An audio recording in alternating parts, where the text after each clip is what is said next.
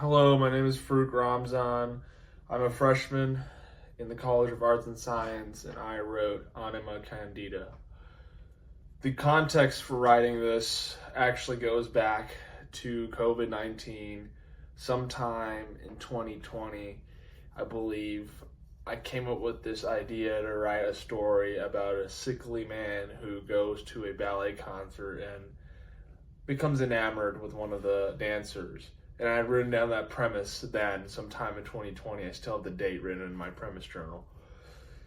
But I revisited that premise when I had a opportunity to write either a short story or an essay for my French literature class, taught by Professor Robert Barsky.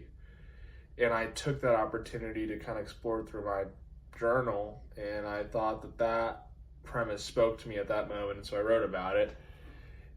That's the context. Now, the other thing that inspired me to write this the way I wrote it was a quote by David Hume, the Scottish philosopher. "The mind is merely a bundle of perceptions without deeper unity or cohesion, related only by resemblances, succession, and causation." So, David Hume's conception of the self is something very much in flux. It's not really grounded in anything solid. It's always in movement. There's nothing that defines it. It's just a bundle of things, bundle of perceptions that keep happening. So the way I wrote it in present tense and in this objective tone of voice helps convey this fleeting quality of the self. So there's that. So the premise from 2020, Hume, and then finally my last source of inspiration, and understanding this might help with reading this, is I took inspiration from the Danish philosopher Kierkegaard, Soren Kierkegaard, who is sometimes called a love philosopher because he loves talking about love.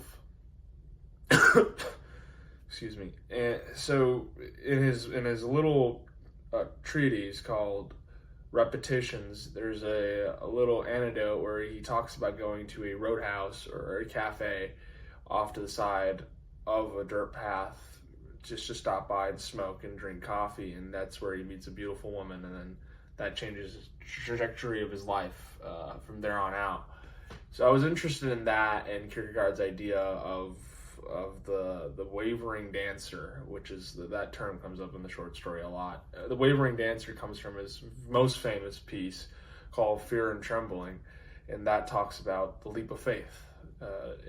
Frankly, I don't really understand Fear and Trembling that much. It's been a long time since I read it, but the idea of an individual that's wavering between the real and the unreal, that was interesting to me, and so I try to incorporate that in the ballet dancer. Definitely more ideas and writers and thinkers who've influenced this, such as the idea that the intellectual has to let go of his thoughts so as to live a fruitful life, or his books.